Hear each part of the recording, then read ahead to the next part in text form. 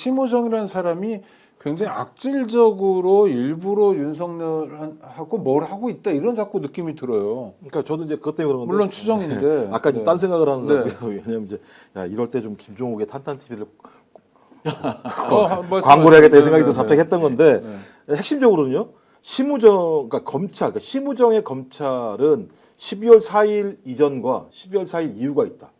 그러니까 12월 4일 이전에는 제가 볼 때는 내란의 공범 세력이었다 생각하는 거예요. 그래서 지금 추미애 의원이 하는 얘기는 뭐냐면 계엄 당일날 아마 윤석열과 심우정이 비화폰으로 통화를 했을 거다. 왜냐하면 지시를 해야 될 거 아닙니까? 그러니까 지금 박성재 법무부 장관한테는 뭐가 안 갔다고 얘기하는데 뭐가 안 갔을 리가 없다. 그렇죠. 검찰총장에도 안 갔을 리가 없다. 근데 검찰총장은 현장에 없었으니 통화를 했을 거다. 그걸 왜 추정해 볼 수 있느냐? 소위 국정원 제1차장하고 통화를 했었기 때문에 검찰총장하고도 통화를 했었을 거다. 그러니까 선관위에 검찰과 국정원이 갈 거다라는 얘기를 했을 거다. 근데 그 이후에 검찰이 속 빠지죠. 그럼 이제 12월 4일 이후부터 어떤 일이 벌어지느냐?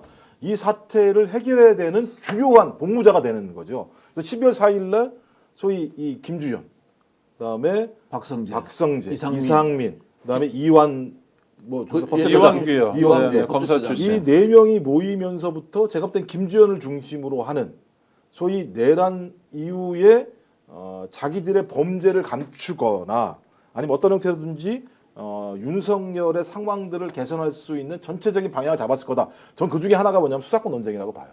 왜냐하면 수사권 논쟁이라고 하는 부분들이 어떻게 발생했느냐? 검찰 니들이 뭔데 내란 수사에 하고 하면서부터 벌어지기 시작한데 바로 이 직후에 검찰이 대대적으로 소위 이 군 내란 범죄자들을 다 구속하기 시작합니다. 체포해서. 그러면서 논란이 막 벌어졌죠. 니들이 뭔데 하냐고 막 논란이 벌어졌었고 그러면서 공수처랑 경찰이랑 세 군데가 난리가 나니까 갑자기 심우정이 거의 예를 들면 뭐 떡 하나 주는 것처럼 에이씨 우리 안 해. 그냥 당신이 가져가 라고 하면서 이첩을 해버렸습니다. 그러니까 증거는 다 가지고 있고 수사 주체의 논쟁이 될 만한 공수처 이첩을 해버렸죠. 그러면서 이 수사권 논쟁이 쭉 왔던 거고 지금 이번에 소위 법관이 내보냈던 이유 중에 첫 번째는 구속기간 도가 문제입니다. 뒤에 문제 같은 경우도 마찬가지잖아요. 수사권 문제가 분명히 존재하니 이 문제에 대해서 매듭을 짓고 가는 것이 훨씬 낫다라는 판단을 했다라고 두 번째 쓴 것이고 그 다음에 나왔던 게 뭐냐면 변호사들이 계속 윤석열 쪽 변호사들이 계속 얘기했던 것이 뭐냐면 구속기간이 넘었어라고 하는 문제를 계속 제기했단 말이에요. 그럼에도 불구하고 말씀하신 것처럼 갑자기 심우정이 검사장 회의를 당일날 무조건 오전에는 가장 늦게라도 구속영장을 청구했어야 되는데 10시에 검사장 회의를 열었는데 이것도 다 추정입니다만 김주현이 전화했다는 거 아닙니까? 얘기에 의하면 검사장 회의라도 열어서 뭔가 좀 내용을 만들어 봐라. 그 내용이 뭐겠습니까?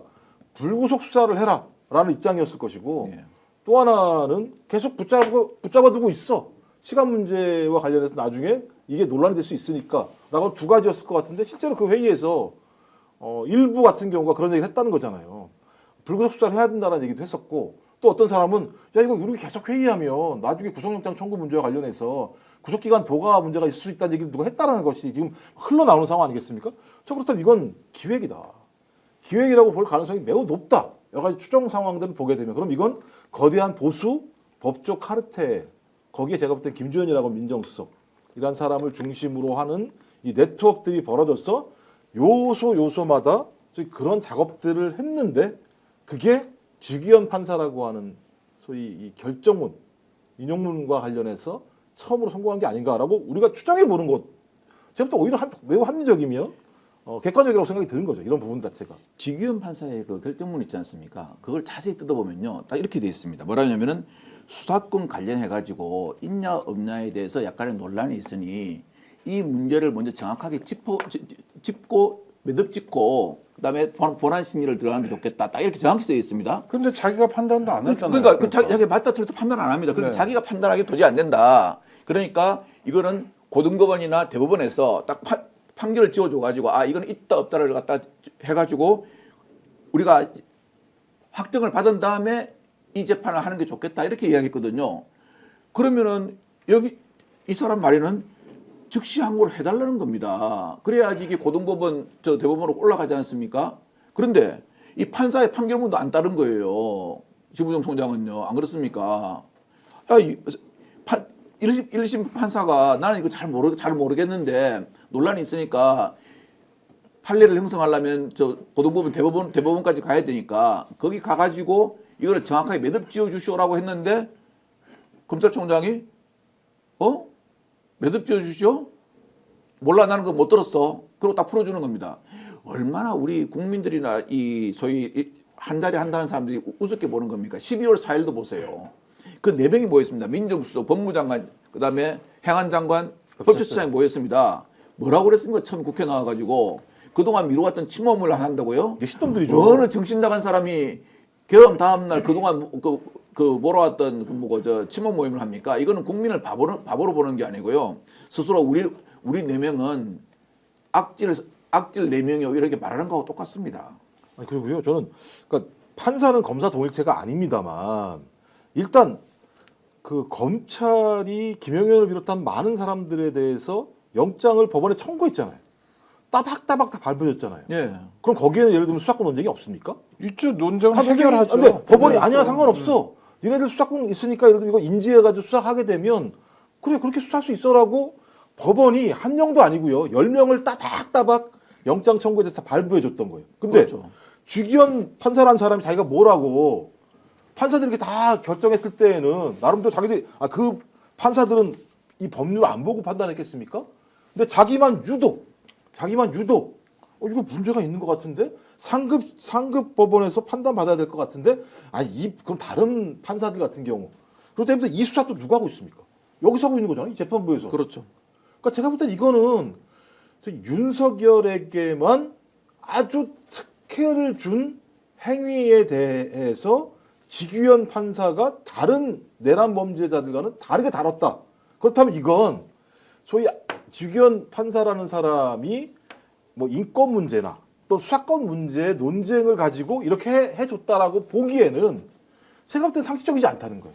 그리고 그 판사가 인권 문제에 있어서 남다른 뭐 감수성이나 남다른 뭐 판결 이력을 가졌던 사람이면 예. 그럴 수 있는데 그런 사람은 아니거든요. 그렇죠. 네. 저는 우리가 한번 그 속된 말로 물어봅시다. 이렇게 해가지고 그 뭐 구속 문제에 대해서 즉시 항고한 사례가 없다 그랬잖아요. 사례가 2개 나왔습니다.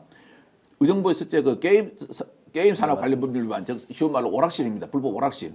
두 번째는 공갈범입니다. 이 둘 다 이거는 안 된다 해가지고 다시 재수감을 시켰습니다. 즉시 항고를 해가지고요. 그럼 이 2개의 범죄하고 내란죄하고 어느 범죄가 더 중한지 이건 우리가 말할 필요도 없잖아요. 공과제가 더 중요했나 보죠. 네. 쉬운 말로 정확히 말씀드리면 그거예요. 이 오락실 사범하고 공갈죄는 잡범이고 권력이 없는 사람이고 이거는 우리나라 제1번 권력을 가진 사람이기 때문에 이거는 권력에 의한 판단이라고 볼 수밖에 없는 그러한 그 의혹을 받는 거죠. 그 국가의 근간이 허물어지는 거고요. 지금 끝날 시간이 다 돼가지고 벌써 됐습니까? 네. 아유 금방 갑니다. 단답형으로 좀 대답을 해주십시오. 예. 시험 보는 겁니까? 네네. 그 시험 봐야 됩니다. 아니 국민들이 굉장히 답답해하는 부분.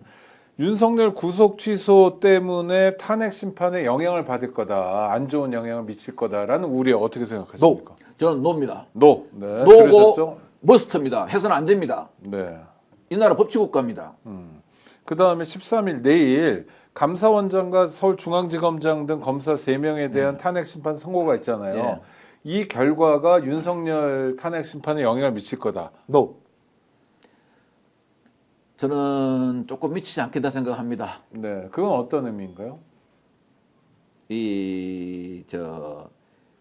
판사들이 원래 그 법만 보고 판단해야 되는데 네. 그렇지 않고 어떤 뭐 정치적 상황도 판단을 분명히 볼 거거든요. 볼 때 저는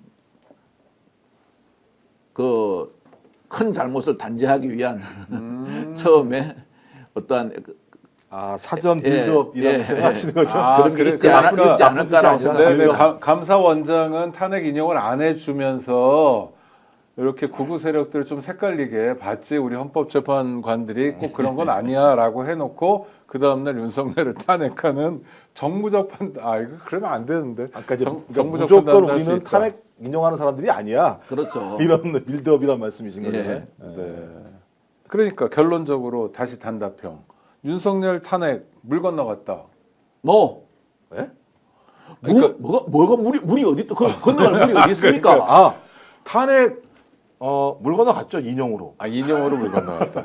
아, 놀랐습니다. 아니 그 건너갈 물이 어디 있습니까? 아니, 그러니까 인용으로, 물 건너 그러니까 걱정이니까 왜냐하면 왜냐하면이 아니라 그냥 우리가 다 본 게 그렇잖아요. 윤석열이 토요일 날 나와가지고 뭐 독립투사처럼 그러니까요. 이런 걸 보고 나니까 이게 도무지 이해가 안 되잖아요. 해석도 안 되고 물론 뭐 설명을 많이 듣고 유튜브 통해서도 많이 했지만 그래 어떤 건 납득해 어떤 건 말이 안 돼. 그래도 하여튼 총체적으로 그 장면은 이해가 안 되거든요. 그리고 관저로 들어가 버리고 예?